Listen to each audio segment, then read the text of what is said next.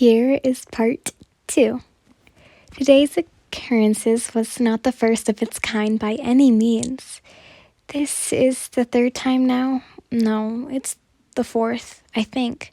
The first time you only recognize as an incident later on. In the moment, you had thought nothing of it. The shock itself was so light you assumed it to be normal static from your clothes. In fact, you had even apologized to Zenitsu for shocking him. The second time was when you accidentally took notice. You recalled a rubber distance unfolding between yourself and Inosuke, though it seems remains unclear to you what exactly excited the argument. Somehow Zenitsu became the center focus of it. In the heat of the moment, the brush, it says brush here, but I think it's supposed to say bruff teen, tossed out a careless insult, as he tends to do, and you were quick to defend the sensitive blonde from it. The last thing you remembered was plopping your head onto his golden locks to precede your viewpoint, since he was actually sitting in the room when Inosuke's mouth started firing, and a loud crackling, followed by a spark of light, erupted from your breath, from beneath your palm. It hardly hurt, but the sharp popping sound was startling, to say at least. Zenitsu himself even looked around for the source, having no idea what it had done. No idea that it had come from him. I'm sorry for all the mistakes that's happening right now. The next one was more robust than its procedures. A few days ago, the two of you decided to eat lunch outside after he gestured over how romantic picnics were. Tanjiro was there as well, perched mere feet away on a rock next to the koi pond, but Zenitsu seemed content to ignoring him and treat it like a date anyway. Perhaps it was the instant karma for making Tanjiro feel unwelcomed, but it was then that Inosuke began to arrange of chaos came tumbling across the food board, snatching Zenitsu's dessert right off the blanket. He took no time in verbalizing his complaints, but it wasn't enough to stop the green-eyed delinquent from gobbling it away. Oh God! Leaving your companion to pout in frustration.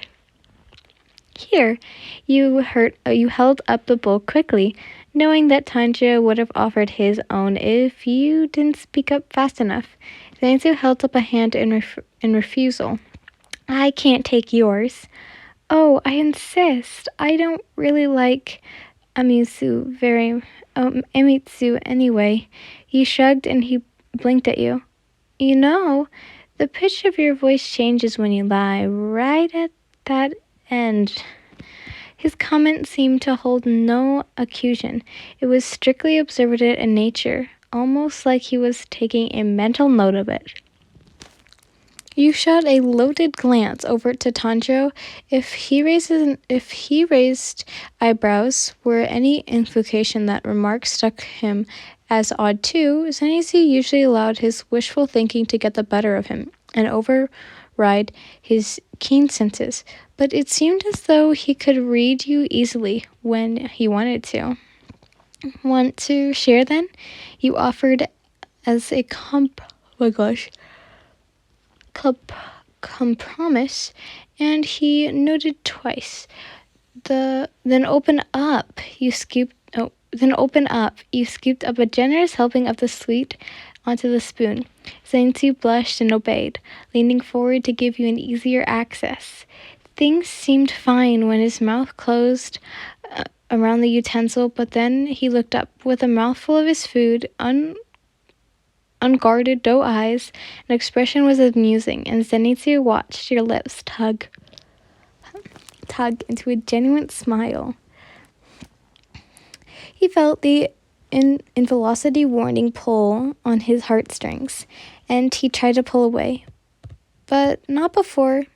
Bzz. Eep! This time the tension was harsh, and this pain shot all the way up your elbow. Your reflexations dropped the metal spoon and it hit the glass bowl with a clang.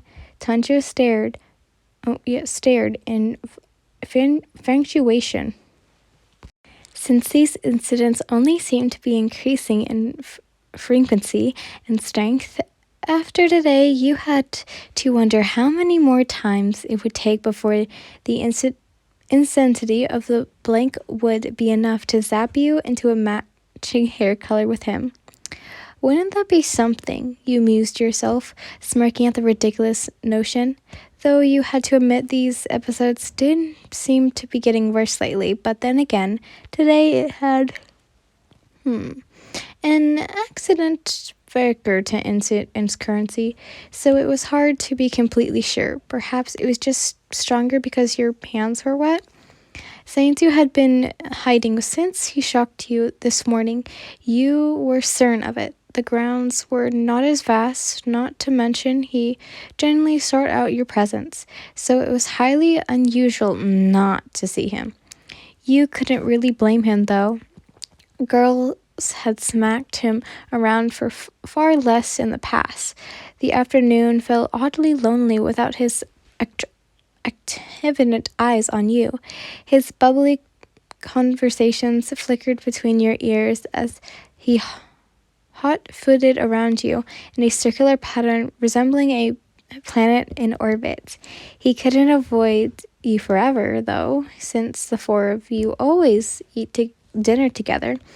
The mild bland in your hand had all but deaded by the time you made your way inside. The three boys were already sitting there when you slid the panel open. Zenitsu's posture visibly shrieked in fear when your voice greeted the lot, and he froze completely when your gaze fell upon him.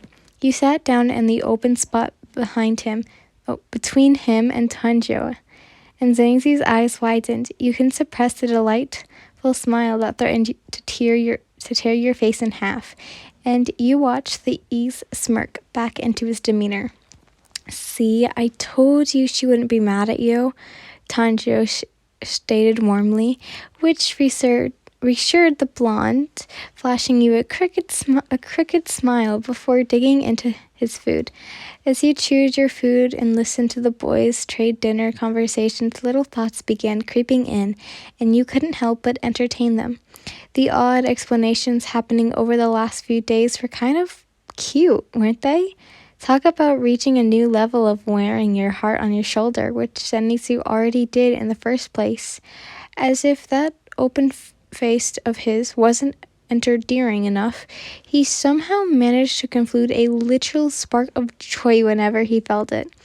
Though calling it a spark would underselling its magnitude. Part of you undoubtedly adorable affection, but another obviously more twisted side of you already contemplating new things to say to set it off again. You couldn't quite explain this desire, but there was just something imminent about it. In those moments you possessed a power comparable of it to his own mighty hearing of Tanjiro's keen sense of smell. Just like you could no longer mask the truth from him, and those sparks resembled a matching vulnerability when he couldn't hide his innermost feelings from you. Only then did you experience his emotions at their most unguarded, when he was the most Zenitsu. What's on your mind, Finn? Tanjiro's voice snapped you out of your thoughts. You keep smiling to yourself. You noticed Zenitsu watching you curiously, as well as you felt the heat rise in your face. I, just remembered something cute that happened when I went into town yesterday. I heard a little girl ask her mother if wheels on carts get dizzy from spinning around all the time. Wow, you had just utterly pulled that story right out of your post-mortem. Why did it? You had no idea. You were well aware by now that Zenitsu could to discuss your lies, and Tanjiro could sniff them out. Gosh, I'm such an airhead, you mumbled to yourself when the realization stuck. Tanjiro giggled at the blank look on your face. It's okay, Finn. You don't have to tell us. I was just curious. You narrowed your eyes at him. Don't give me that look, Tanjiro, so help me. He knew exactly what you were thinking, and by the uncharacteristic smile he was wearing, he wanted he wanted you to know what he knew. Phew, dark already, huh? Inosuke, entirely cluelessly to all this subtext at the table, flopped onto his back and patted his full stomach. Man, was hoping to train some more today. If you want, I can wake you up early and we can get a head start on tomorrow's training, Tanjiro offered, scooping up some of the used dishes at the table. Aren't you guys supposed to be resting? You chimed in casually. Well, extra oxygen helps with the healing process. Isn't that right, Inosuke? The boar-headed bobbed up and down in response to Tanjiro's question. Excuses, excuses. You shook your head and Zenitsu smiled at your motherly tone. After you gathered the remaining dishes in your arms, you and Tanjiro walked off to the kitchen together to wash them.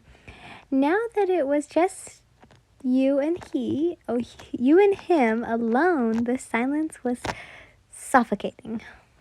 Finn, don't say anything, Tanjiro, please. You cut him off immediately, channeling your frustration into scrubbing. I don't know what you're talking about. He teased lightly, and you pursed your lips in annoyance. He returned the salty expression with a warm one. But I will say this. Most people experience honesty, especially genuine people. You let out a sigh. You couldn't be irritated. He was actually pretty good at advice, but it was advice you had almost no intention of following. Upon return to the room, you observed that the table was gone and the futons had came out. The moon was shining through the open doors, and the dark blue painted the pond and gardens. Nezuko-chan, you and Tanjiro sat and watched Zenitsu tapping gently on the box with one finger. Wake up, it's nighttime. A moment of expression hung in the air before the box swung open. On your left, you saw Tanjiro giving him a side eye of a protective brother, reminding him to behave. The small girl emerged, embalming hair flowing like a river behind her. Hi, Nezuko-chan, Zenitsu-kun. Did you sleep well? Did you dream of me?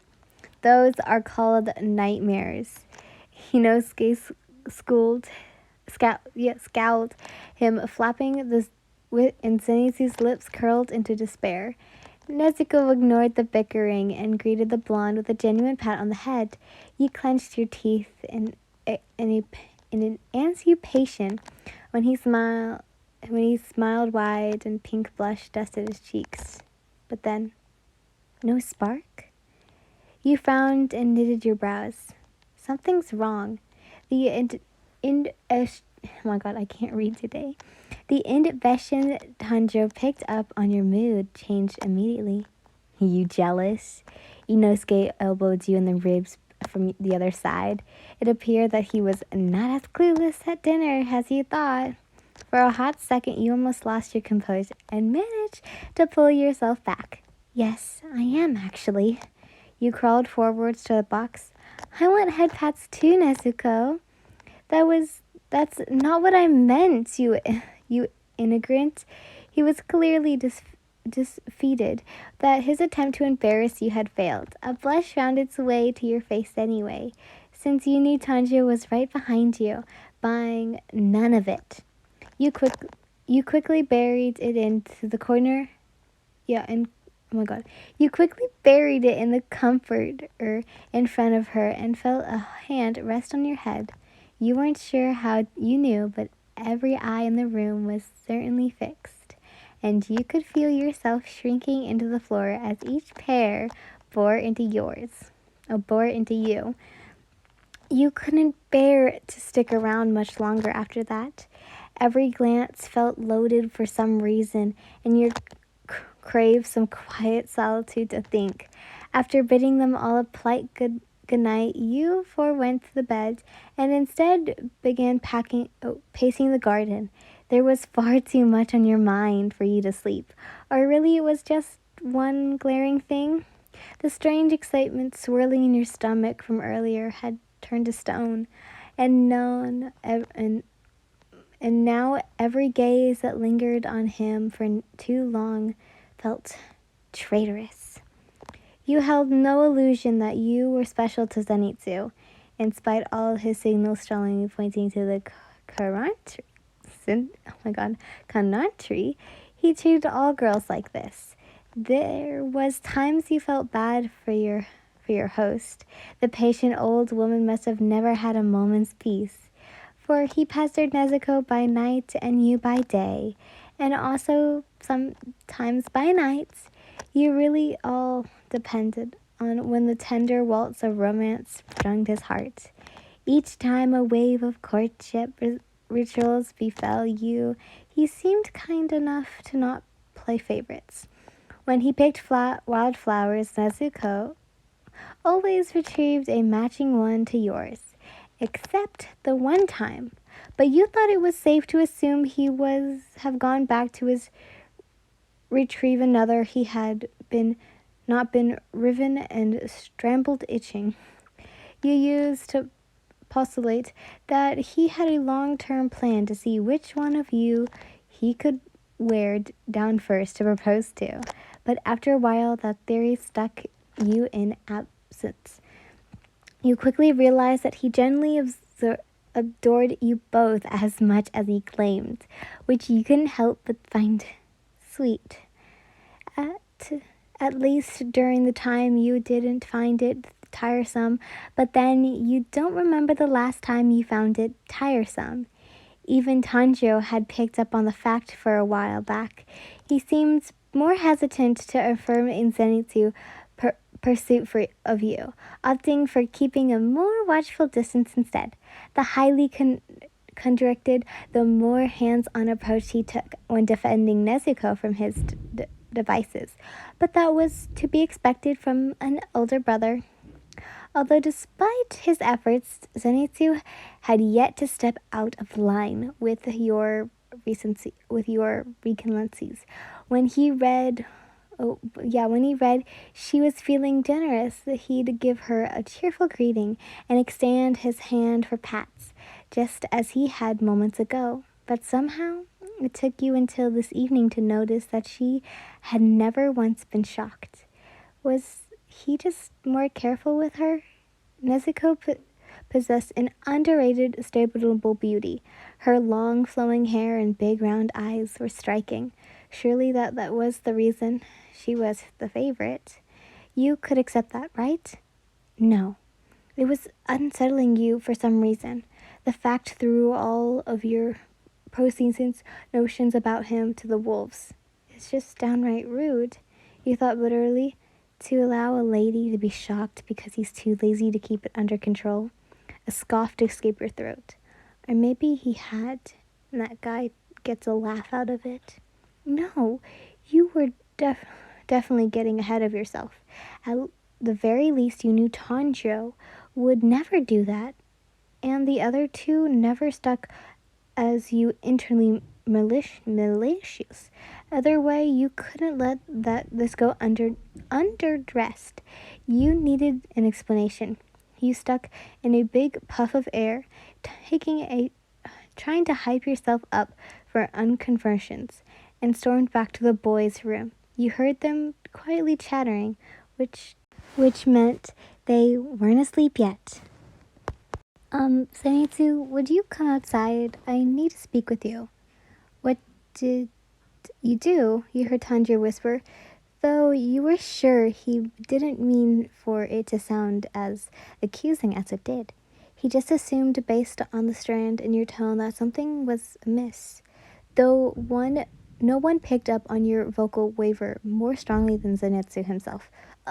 Sure, he yelped out as a stringing of hasty footsteps approached. The hesitant, the Fuma pattern, you felt anger deflate in the reflection of his nerves ambered eyes. You didn't have the heart to scold him, did you? Before you knew it, you had tripped over a soft spot for him that hadn't been there the last time you checked. Somehow, in the plain lavender clothes and absent silver moonlight, he looked even more decent than usual, and it took you a moment of drinking in the gentle youth of his delicate features before you realized he was watching you expectantly, eagerly waiting a response. Do you want to go for a walk? He just nodded and shifted outside to follow you. The silence was one of the loudest you've ever experienced, and it lasted until you both made it a far distance away. You found yourself somewhere between the garden and the bathhouse before you worked up the guts to speak. Unfortunately, the blonde seemed to be recollecting sketchiness energy, which didn't help ease you into the conflict at all. Zenitsu, I wanted to ask you something. He halted his walk and turned to face you. About today, and also those other days. He swallowed thickly and began to sweat, knowing exactly the direction this conversation was heading. Are your hands all right? He asked meekly. Oh, yeah, they're fine. It felt as though you were bouncing excitedly of each other with each passing glance. After dinner, I noticed something. Noticed what? That spark thing you do. You didn't do it to Nezuko. His eyes widened at your assumption.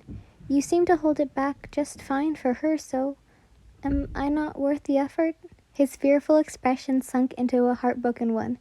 Is that what you think? He saw the admiration in your eyes and his tone turned downcast. It's not that at all. Then what is it? Zenitsu felt his nerves refreezing when you weren't satisfied with his truthful and mimical answer.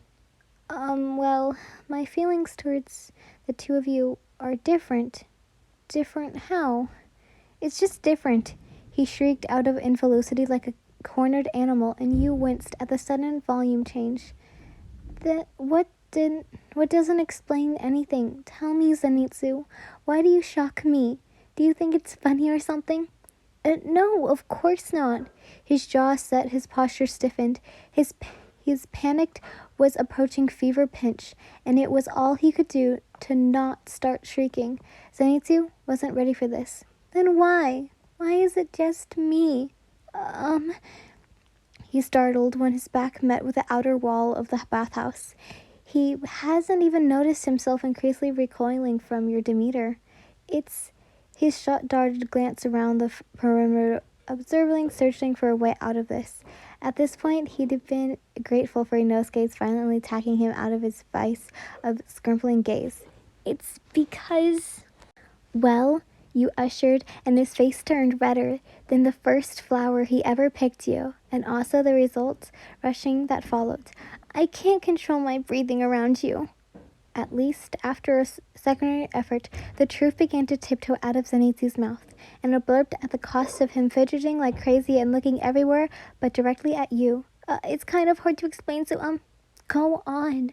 A hand reached out and gently gripped his arm, an attempt to make you feel grounded again, because he couldn't possibly about to say what you longed for him to say. The little compose he had felt flustered somewhat at the contact. Your unblinking eyes were instant upon him, but they showed no trace of the judgment he's expected. So beautiful. Well, it's sort of deeper, and it's sort of like that feeling I had the day I got hit by lightning, but in my heart and stuff. Zenitsu's voice got quieter and shyer at each word. Your stomach flipped, and it was confused. By the end of it, you were certain you must have been smiling wider from the gaze. Zenitsu, I always believed the heavens were correcting a mistake that day. He tilted his head. Your hair and eyes were certainly always meant to match the true color of your heart. A flicker of light dashed around him in a bolt, and he took a big step backwards to prevent your safety. Don't say things like that. He swung his fingers and tucked his chin coyly, hot flustered reaching all the way up to his ears. I don't deserve that much. You do, though. You took his hands in yours, giving your best effort to keep him from trembling. You deserve all the good things in life that come to you. You're the sweetest boy I've ever met. Probably the most thoughtful as well. Whenever it's your interaction or not, you always manage to make me feel special. His lips parted in awe as you poured out your emotions to him, and he tore his heart was fluttered faster than Chrono's wings. I knew what I'm trying to say is, I'm falling for you, Zenitsu. Or rather, I think I already have. Finn! Your name fell breathlessly from his lips. His eyelids grew heavy as his face increased closer to his. He craned his neck forward to close the distance. Just before his affection returned, he heard your voice. Don't shock me. Mm-hmm. He nodded shufflingly, and the motion began again. The instant your bottom lip brushed as he sighed. A tsunami smell of devotion filled his chest and overwhelmed him. Then, you recoiled back and winced your nose. Amidst this sting, nervousness, apologies, you swore you smelled the sharp scent of your eyebrows. So singing, your lips held a particular twanging sensation, the buzzing of a lot of bees, and you ran a finger over them. I'm sorry. Tears pickered the corners of his eyes. I can't get it right now, again. He blinked when he heard your demand. You really wanted to kiss him for a second time after that? Zenitsu felt the iconic swift when the admiration fired in his heart once more. To you, it seemed like the air around him was vibrating. A fitting reaction to the electricity touring through your veins right now. You braced yourself as the dance of love began again. The twinkling sparks surged against your mouth, hovering only an inch away from his. But this time it vanished as quickly as it came. His warm breath fanned your cheeks before you were finally able to feel the softness of his lips against yours. Before long, he melted into the kiss like snow on the summer grass, and his hands cupped your face with a gentleness only a heart as tender as Zenitsu's could manage. You tightened the embrace, forcing him to ever closer to you. And a cute little mew escaped his throat. You could hear the happiness it was when he snaked his hands around you, and your hands tangled up in his hair. Maybe it was just obvious, or perhaps you were learning to read him as well as he could read you. Finally, the two of you parted, but he didn't release you from his arms. He just held you there, and you were content to let yourself get lost for a while in those gorgeous, half-lit golden eyes. Your fingers absolutely played with the hem of his silk lilac robe, next to where the bare of his chest was peeking through, raising and falling much faster than before. And it was while he was catching his breath that you noticed something you chose not to comment on for fear it would ruin the moment, though in your opinion it only served to make it more perfect. The effort Zenitsu pent-up surge had caused his hair to stand up on end. He must have reserved his interconnections in order to avoid shocking you. And this was the hilarious result. It actually looked like a firework had gone off in his face. A numerous amount of snot the snoot, sending his locks in every unnatural direction. He returned his big smile, blissfully unaware of his disheveled feature. He covered his mouth to prevent the sinful breeze from stealing your air from his lips, and to prevent the feeling as long as he could.